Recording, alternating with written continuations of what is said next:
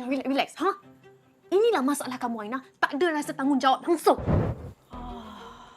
Abang kamu mana? Tak tahu, kat atas kot, tidur. Kamu pergi mana, Aina? Akak bagi simple instruction je. Ambil Wafi dekat sekolah, lepas tu hantar pergi kelas kita. Akak call tak jawab. Mana phone? Mana?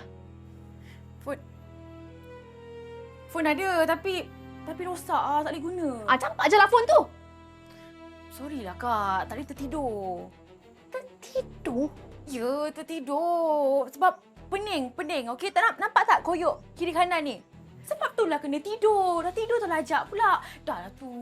Kalau akak bagi tahu abang kamu ni, Kak. Lek kak, tak payahlah beritahu abang kak.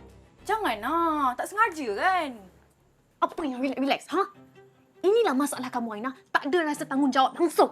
Kalau sakit sangat kepala tu, nak tidur, telefonlah akak bagi tahu. Relax ah. First time kot. First time? Akak tak habis cakap lagi. Apa dia? First time? Habis tu bila nak belajar? Second time? Third time? Kadang-kadang satu kelalaian ni dah cukup untuk hancurkan hidup orang.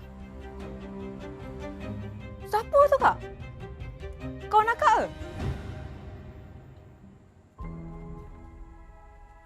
Sudah beribu-ribu